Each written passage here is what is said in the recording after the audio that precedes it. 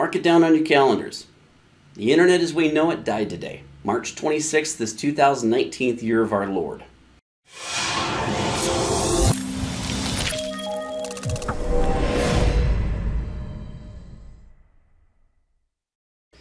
Not only did the EU set a new precedence for ignoring the will of the people, they've set a new standard of authoritarianism.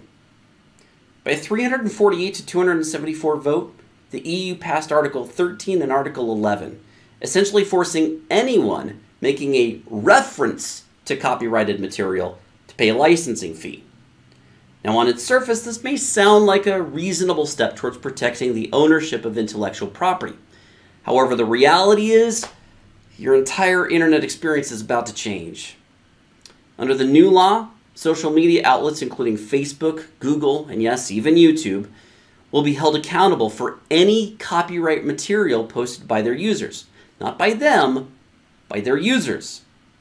Now, this has led most analysts to conclude that social networking sites will need to include some sort of upload filter to prevent any copyright-protected material from being posted, discussed, or linked, even if that content might be considered to be fair use under different countries' laws, like the United States. Ironically, advocates of the articles cite that these measures are supposed to balance out the playing field between American tech giants and European content creators. Xavier Bucret, an advocate of Article 13, said in a press release, quote, "Publishers of all sizes and other creators will now have the right to set terms and conditions for others to reuse their content commercially, as is only fair and appropriate." Now, to what extent Xavier meant by fair and appropriate is difficult to fathom, since for everyone else, it means you can't post anything related to something someone else made. You can't even link to it. It will probably come as no surprise that tech firms around the globe are still trying to grapple with the enormity of this decision.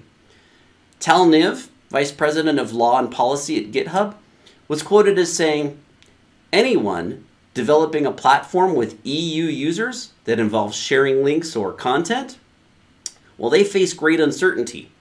And the ramifications include being unable to develop features that web users currently expect, and having to implement very expensive and inaccurate automated filtering." You got that right, Tal. Anyone without the developer resources and money that Google and Facebook might have, well, they're just going to be out of luck, right? It's a classic example of government entities who don't fully grasp the technology, making rash decisions which cause bigger problems than the initial ones they tried to solve. Speaking of which, I wonder who the advocates of this catastrophe are. Industry groups from the world of music, publishing, and film celebrated the passage of the law. Does it really surprise anyone that the music and film industries are behind this? You know, those same groups that have consistently decried the innovations like iPod and the Apple Store and Netflix. What's really going to be interesting is how these platforms are going to start to implement the new policy on their sites. Google, for its part, has stated that if newspapers choose to charge licenses for this material, it's going to be forced to strip back the content it shows in search and shutter Google News down altogether. If that's the case, then this legislation is going to hurt those very content creators that relied on Google and its algorithms to make them popular. If there's a better case of an industry shooting itself in the foot, I honestly don't know of one. Rafaela DeSantis, a lawyer of Harbottle and Lewis, is quoted as saying, "The key focus now will be on how the directive is implemented across the EU over the next 2 years." Well, maybe not in Great Britain, Rafaela. After this decision, I think the Brexit advocates have just been handed over their golden ticket. The sooner they leave the EU, the sooner they can ignore these ignorant policies. As always, your comments are welcome on this topic. How do you think the new EU laws will affect social network sites and our use of them? How soon do you think this policy will come to other parts of the world, like America and Australia?